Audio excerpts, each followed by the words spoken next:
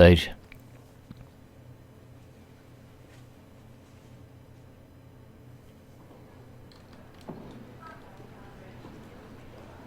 Well, that's fairly clear. I was trying to stay neutral up to this point. Now what? What? You need to be somewhere? Take a look around. Yekam Begard. I'm hungry. I hope they have some sandwiches behind the stand there. Oh, no, not settings.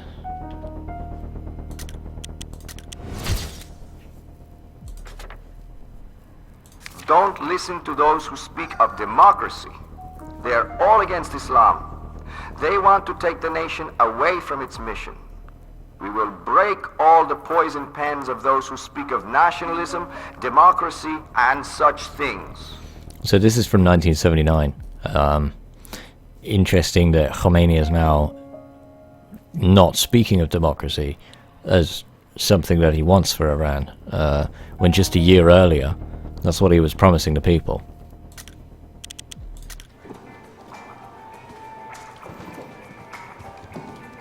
Who's this dude?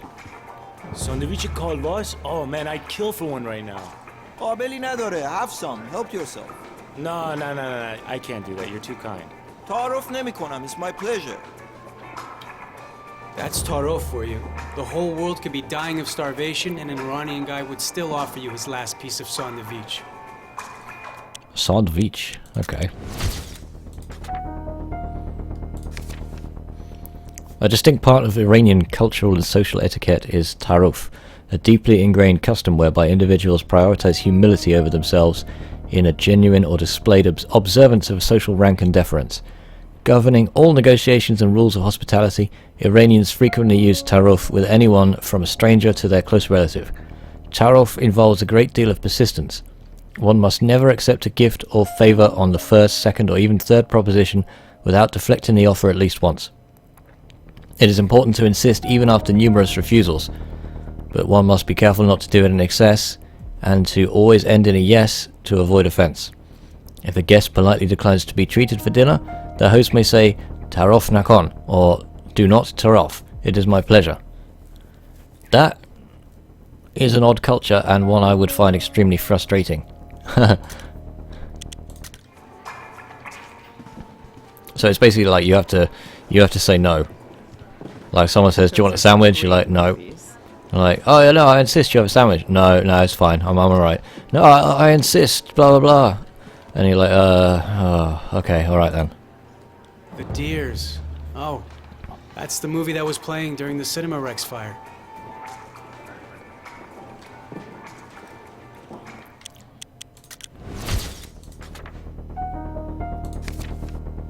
The film The Deers, Gavajna, was released in 1974, starring Behrooz Vossoughi, one of the biggest actors of the time. It told the controversial story of two down-and-out friends, one who struggles with a heroin addiction, while the other is an impoverished man turned fugitive. The Deers was screened in Cinema Rex during the night of the fire. The nation's grieving of the Cinema Rex tragedy was prolonged by discrepancies in the reported death toll. Depending on the news source, the death toll ranged from 300 to 1,000. Accusations were fired from all sides as to who perpetrated the violence. Supporters of the Shah blamed religious opposition, while anti-Shah revolutionaries pointed a finger at SAVAK, secret police. As of 1978, the fire was the deadliest terrorist attack in history. Wow.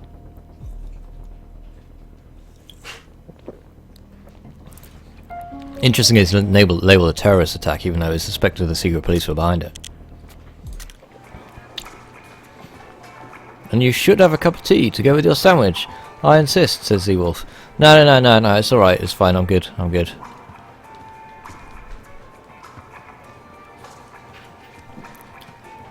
Are we just back at the same bit now? What's this? I've seen that movie. Didn't Daryush get arrested for performing the theme song? You got it. You criticize the Shah's regime, you get arrested. You criticize the regime metaphorically, you still get arrested. It's no way to live. Looks like in this section we're going to be flipping. To the storybook. Khorshid Modab is a 1973 film best known for its politically charged score written by Iraj Janati Atayi and performed by singer Daryush Eghbali. We saw a newspaper stand selling his stuff before. The song, entitled Jangal Forest, was able to bypass government censorship as a movie score, but led to Dariush's short imprisonment during the time of the Shah. Janati Atai was inspired by the Siakal incident, oh my god, my pronunciation, of 1971, a guerrilla attack on the Pahlavi regime that unleashed a witch hunt for the perpetrators and sympathizers. It is this dark urban landscape, the ruthless hunting and execution of anti-Shah revolutionaries, in which Janati Atai drew inspiration for the savage forest of Jangal. The song's chorus reads, behind you is hell, face to face is your imminent death. So, and by the way, if you hear any kind of noise in the background, it's raining quite heavily here, so apologies for any background noise that might seep in. But it's interesting, like an oppressive regime like the Shah's, it inspires people to rise up, but any kind of uprising up until this point in history in Iran was met with terror tactics from the secret police or from the Shah's kind of imperial guard. So it's interesting that this many people got together and dissented. I don't know. What's I this? haven't been here since I was a kid. It feels great to be. Speech 4. In Iran's Islamic government, the media has the freedom to express all Iran's realities and events, and people have the freedom to form any form of political parties and gatherings that they like. My proposal for establishing an Islamic government does not mean a return to the past. I am strongly for civilization and progress. I insist on the tea, says Ewolf, reaching for the Molotovs. No, it's fine. It's fine. Do you need a lighter? No. So, bear in mind that these speeches from Ayatollah Khamenei came from Paris. This is before he made his return to Iran, in which he's saying, people are free to express themselves as they wish, and they can have any kind of political parties, gather in any form, and he strongly backs civilization and progress. And look at Iran today.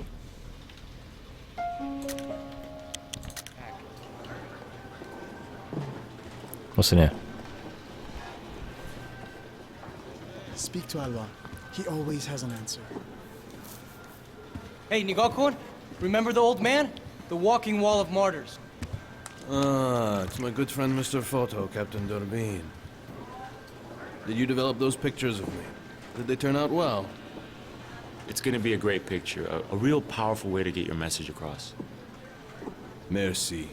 Care to join me in prayer? Thank you, Saman Agha. You can wash yourself over here, and then join me.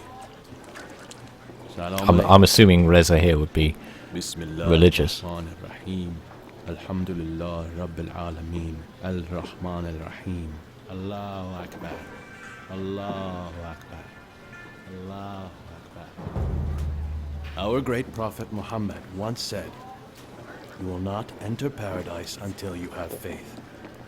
And you will not complete your faith until you love one another.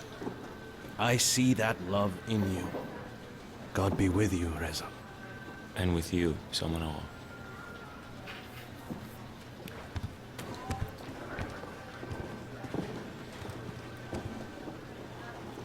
قبول باشه. May your prayers be heard.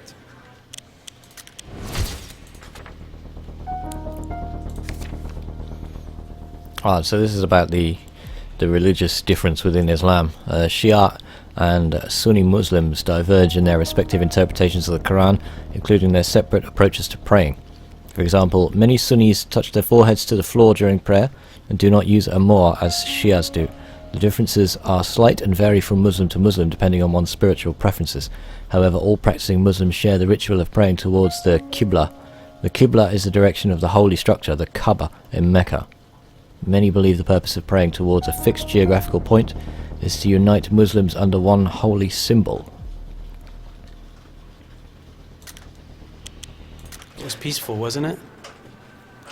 Now, bearing in mind that there's a great deal more Sunni Muslims around than Shia Muslims today, and in fact, the religious difference comes from their interpretation of who succeeded Muhammad, and whether you believe Abu Bakr was the sort of the true next prophet, caliph, or not. My understanding of that subject is fairly limited, but of course it's created huge divisions, much in the same way that the Reformation brought huge differences between Catholics and Protestants today in Christianity. Oh wow, there's a lot of stuff here. Okay, I don't really need to...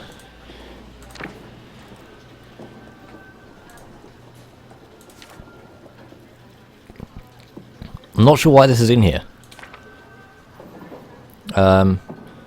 Like, I understand this stuff might be on the wall, but like, do we need to...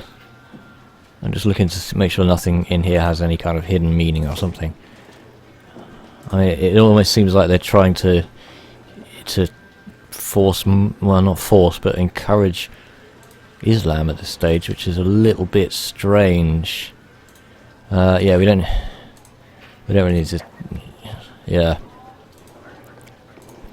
Oh, hang on, there was one more at the bottom there. What's this?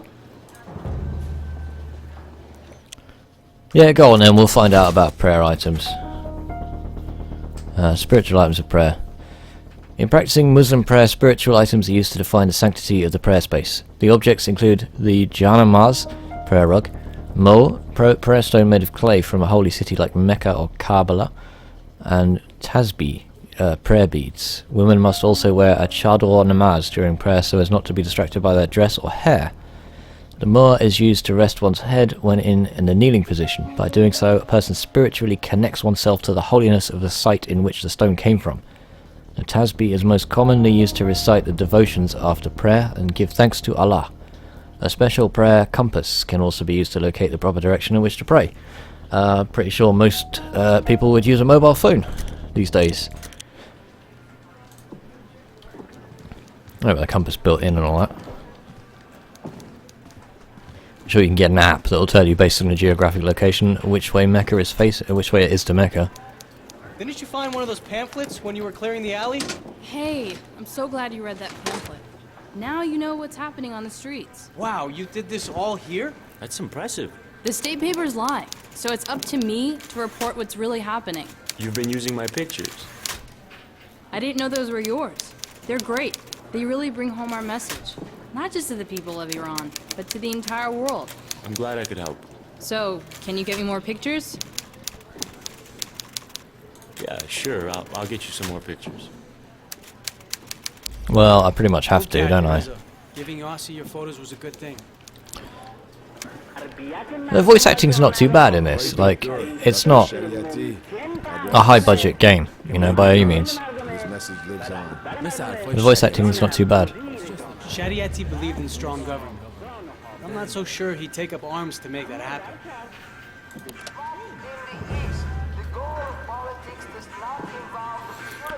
It's very difficult to actually hear what that's saying, so let's have a look at, where are we? It'd be useful if it's highlighted what was new, and that you see it straight away, rather than having to dig through a lot of pages like this. In the East, the goal of politics does not involve the bureaucratic aspects of public administration. Rather, the more widely used term for politics in the East is siyasat, or so-called shepherdly politics, and it implies there being a vanguard and guide for the people. Therefore, the government must either undertake the commitment of leadership and the disciplining of the people and society to the best condition possible, it must assume the role of the teacher of the people and the leader of the people, or no, it must be the petty administrator of the society and the keeper of social order. Okay, so as it turns out, this is a point-and-click adventure game, but it's less of a game and more of an exploration of the culture.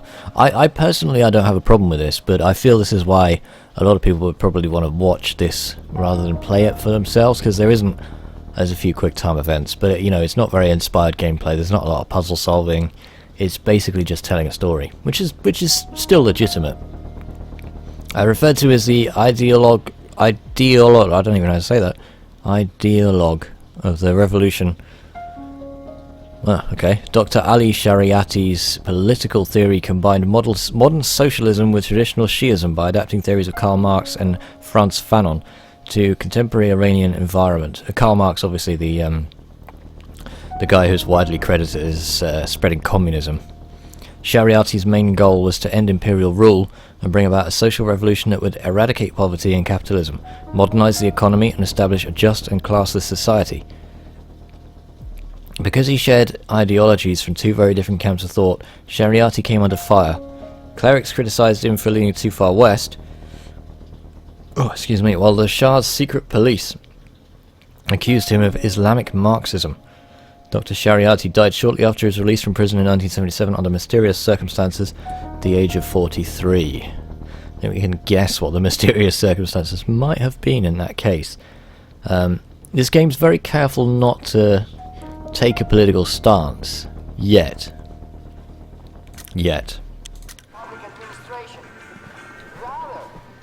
I can't get out, dude.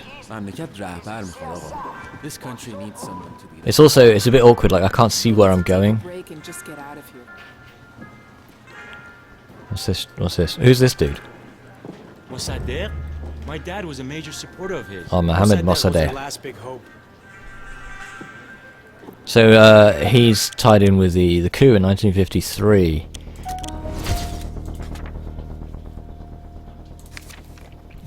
Mohammed Mossadegh was an Iranian politician who served as the democratically elected Prime Minister of Iran from 1951 to 1953. He was a highly educated intellectual who introduced a variety of progressive social and political reforms. His efforts to nationalize the British-controlled Iranian oil industry led to his overthrow during the 1953 coup d'etat orchestrated by the American CIA and the British Secret Intelligence Service. Mossadegh was hailed by the Iranian people for giving a voice to the underrepresented and exploited working class, and his unconstitutional removal from office became fuel for fire in the hearts of many revolutionaries. The Iranian Revolution of 1979, in their belief, was a way to finish what was started in 1953. Okay, so he was democratically elected. This was a time... so after the Second World War, I mean, it started basically in the First World War, but after the Second World War, the Middle East was kind of divvied up. British had huge oil interests and wanted to run the oil industry in Iran. He wanted to nationalize it and give power back to the Iranians so they could choose their own salaries for their oil workers and conditions, etc. The British didn't like that very much. The Americans didn't like that very much. There was a big push for cheap oil. Plastics were a new thing at the time. More and more people had cars. People wanted to keep the oil prices low. So the coup d'etat removed Mossadegh and put the Shah in place, the king, which was not exactly that popular with the Iranian people. And this is kind of where, I wouldn't say all this started, but it was a major impact on those kind of events in 1979.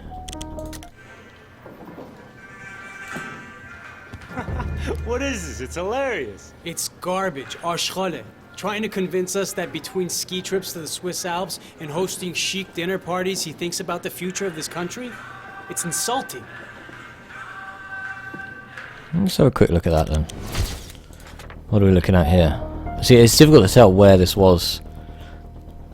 What is this? Is this what? Huh. Do we even read this one? The People's Mujahideen of Iran. It was formed in 1965. 6 discontented members of the freedom movement of Iran, believing their party to be too moderate and ineffective, broke away and thus formed the People's Mujahideen of Iran. The new party was heavily influenced by Ali Shariati's approach to Shiism. Remember, he's the guy that was kind of like almost communist, and was inspired by the martyrdom of Prophet Muhammad's grandson, Imam Hussein. Imam Hussein met a gruesome death in the Battle of Karbala. He is praised as the Muslim embodiment of resistance against non-believers and passion for the word of Allah. Followers of Imam Hussein have deep respect for his unwavering devotion to God and regard him as a true revolutionary. Ideology. Radical political conception of Islam. Opposed the rule of the Shah and accused him of corruption and oppression. So hang on, let's go back to where was the one we did the cartoon thing? This is where it's hard to find. Is that it? Yeah. Yeah, it wasn't obvious. Okay, so the National Front was formed as a political coalition that strongly opposed the Western domination of Iran's oil assets and sought to nationalize Iran's natural resources. After the 1953 coup d'etat, the National Front was outlawed and its leaders were imprisoned, forcing the movement underground until their revival in 1977. Ideology was the re-establishment of a constitutional monarchy, freedom of political prisoners, freedom of speech, free and fair elections. So, let's talk about monarchy. A constitutional monarchy is a monarchy where the king or queen is a figurehead, and there is some kind of democratically elected parliament that acts to enforce laws and represent the people, as opposed to an absolute monarchy where what the king or queen says goes. Basically, absolute monarchies were around in much of medieval and Renaissance Europe, and it was the difference between, the English Civil War changed that. So what's his name, Cromwell came to power, chopped off King Charles I's head, and when Cromwell was removed from power, the monarchy kind of became constitutional rather than absolute as it was before. But absolute monarchy continued in France right up to the end of the 18th century with the French Revolution, when people were just sick of it, and that's how Britain's monarchy became constitutional and the French monarchy was destroyed. And we're talking about an absolute monarch here. What the Shah says in Iran goes.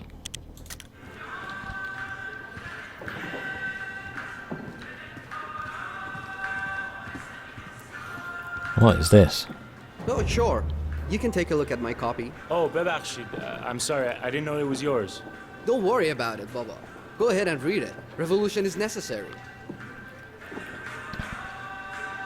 Well, the reason Cromwell was so successful, we're off on a tangent here, High Priest. He's gone on to the mentioning Cromwell, but the reason Cromwell was successful was the new model army. So, he actually had some kind of military organisation, It was a strong feeling that at the time that, well, Charles I wasn't a great ruler, let's just put it that way. Unlike somebody like Henry VIII, who wasn't great with women, let's face it. He ruled with an iron fist, You didn't mess with Henry VIII. Fair enough. But the political situation in England at the time allowed for Cromwell to gain power and basically overthrow the king. And his armies were very successful because they were so well organised. Not sure I entirely agree with all of the ways that he chose to do things, and in the end, the monarchy was to return. Anyway, let's have a look at the Communist Party of Iran. Oh, Communist Party of Persia. The Communist Party of Persia was formed after the establishment of the Soviet Republic of Gilan in the northern province of Iran by way of an insurgency driven by the anti-monarchist jungle movement with help from the Soviet Red Army. The party was outlawed in 1921, forcing its members underground until 1941, when it was displaced by the Tudeh Party as the official Communist Party of Iran. The ideology was land and social reforms for the disadvantaged, nationalization of resources. So the whole communist movement became popular in the early part of the 20th century. The idea of communism had been around much longer, people like Marx, for example. But it wasn't really until the Russian Revolution, I'm talking about revolution a lot this evening, but 1917, when the Russian Tsar, or, king, I suppose, was overthrown. And then, the story from there, Lenin, etc. All of that kind of stuff. It's a very complicated situation, that one as well. But it does make a lot of sense that communism spread as an ideology because of how well it appeared that the Russians were doing, you know, and it made its way into Iran. And this is what the West was frightened of. If communism continued to spread west, how would it affect people? You know, they wanted to cut that out at all costs. That's why they were kind of buddies with Iran around this time in history that we're looking at here, because they wanted control of the oil, and they didn't want Iran to fall into communist hands. What else we got? What's this green thing here? Does that mean, like, I'm finished? I'll avoid that one for now, just in case that's what it means. What do you two want? Abbas told us to come visit you to get a fake ID. Damn it. I saw you at the protest. You were with Ali, throwing rocks at the soldiers, right? Yeah, I was there, but I didn't throw anything. That's right. Nandachtish. I'm surprised you're cool with this, Babak. Why?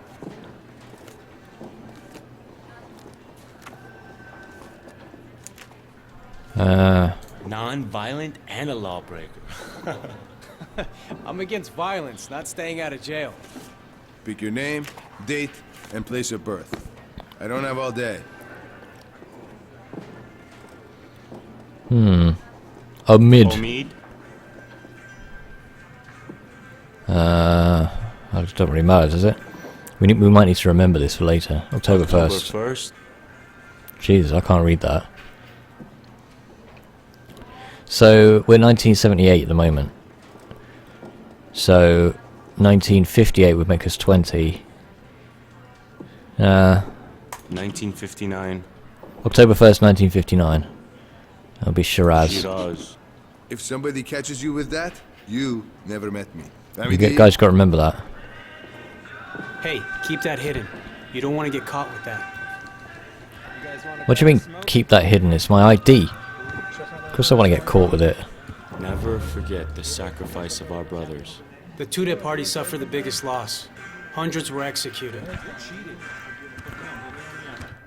High Priest says, I do like communism, interesting ideology that works on paper. So, here's the thing, right?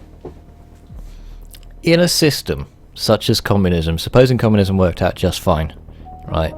Everyone gets the same deal, right? Seems like a great idea, doesn't it? Everyone's paid the same, right? What then motivates you to do better? That's the question, isn't it? Like, in a situation where millions are deprived and don't have enough, and a few people are extremely wealthy and have way too much, then you can see why communism would be such a popular option, because it gives a lot of people more than they have right now. But if we suddenly said everybody gets paid exactly the same, everyone has the same means, why would I want to try hard? Because if I don't try hard, I still get the same amount, you know?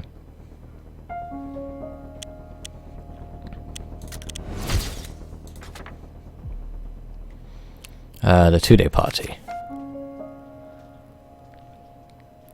The Tudeh Party originated as a Marxist-Leninist party with nationalist ideals to appeal to the masses. The party's formation would not have been possible under the strict censorship of Reza Shah Pahlavi, and was only made possible by the newfound freedom of political thought in late 1941, after Reza Shah's abdication.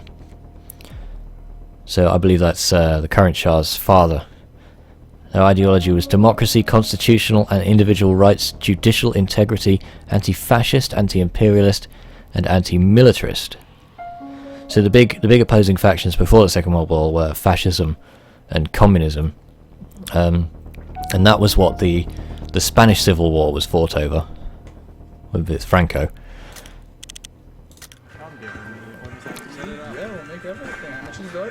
But there were obviously big plans to make Iran communist with some parties. Bah, check this out. 66, Jof Shish. What do you two want? Relax, Saijan. He's new. What is this? A social gathering? Jashne? Baba, Bibi is slipping. She's becoming way too trustful. I'll bet Osiris. Looks like he's gonna win this one. Nah, the hell with this game. This is just another example of a capitalist tool used to brainwash the masses into competition. Don't worry about him. He's just angry because he's losing. So, you're Abbas's new pet project, huh? Look, we're all here because of Abbas. Yeah, sure, whatever you say. Hachi to begi. Go on, get out of here. Get out of here. Let's find out a little bit about Iranian pastimes. So all of this text is basically optional. You don't have to read any of this. But this is seeming like the majority of the game, you know? If you don't read this, you don't really get what's going on. Well, I don't anyway, because I'm not from this culture. Iranians have enjoyed takte for centuries. Ancient remnants of a board resembling takte were unearthed in Shari Sukte, the burnt city in southeastern Iran, dating back to 3000 BC. The ancient game pieces were carved from ebony, agate, and turquoise, with a similar intricacy of handcrafted backgammon sets of modern Iran. Takte varies slightly in strategy and rules of Western backgammon. A leisurely session of takte would not be complete without a glass of chai, Persian tea, and gelyun, traditional water pipe. Yeah, do you know, like, this is obviously like an Iranian game. I never saw this being played when I was in my time in Turkey. It's the only sort of Muslim country that I've been to. So I haven't, no experience of it. No experience of backgammon, to be fair. At times like these. Have we seen everything there is to see here? What was that hand thing there? Do we click on the hand or not? Oh yeah.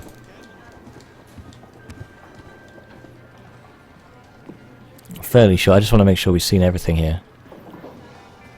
Mal Hernator is here. Welcome. Took you a while. You missed like the first 35 chapters of this, or whatever chapter we're on. So Morrowind took me forever to play. I read every book I came across. It's this High Priest. Yeah, it's one of those, isn't it? Like, I wouldn't normally go to that link. Like when we're playing The Witcher on here, I don't go and read every single book. But here, these snippets of information are important to the setting. I think this is Bibi's map of Jolly Square. This next protest is gonna bring out more people than ever, Reza. I can feel it. I'm assuming we don't need to look at that map in any kind of great detail. And this seems all fairly Western, doesn't it? Like, this is instantly recognizable as a cinema. Like a Western cinema. Okay, yeah, I'm happy we've looked at everything. I guess the numbering on the stories will tell you which ones you've missed, but I'm not motivated to hunt them all down. Alhernate is recovering from a night of getting well and truly Carthaginian. I don't know what that means. Is that Cockney slang? Dude, like, you're cock blocking me. Thank you.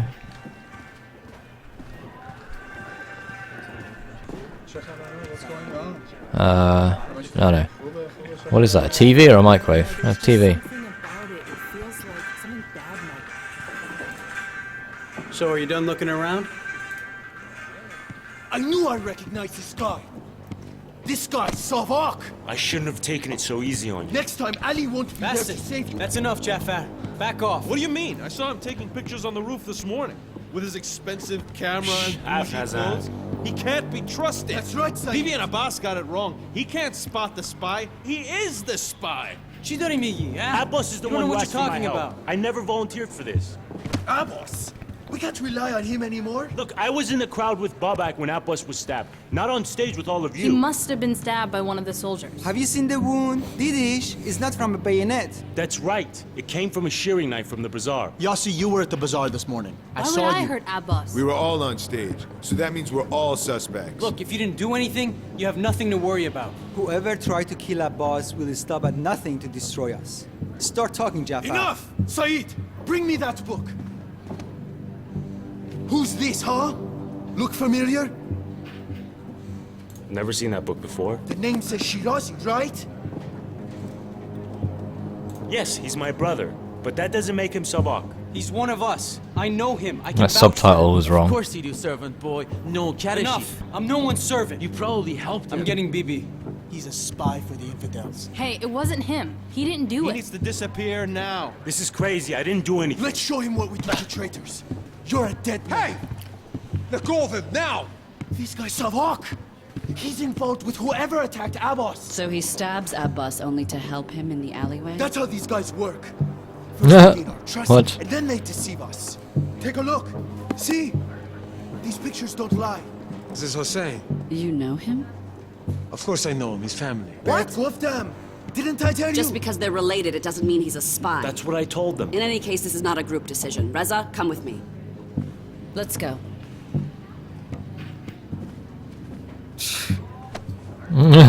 That guy's No, so I'm not. violent. It doesn't help that everyone thinks I have pictures of Abbas's attacker. What did you say? You have pictures of it? Did anyone here strike you as suspicious?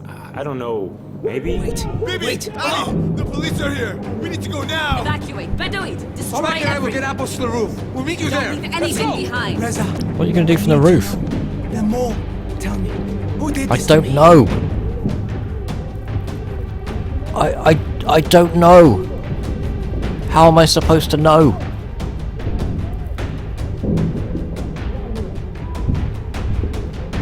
Like, what? There was no information there to tell me anything. This guy's the biggest douche, so I'm going to click on him. I honestly don't know. I don't feel like the game's giving me any kind of hint. I think it was Jafar.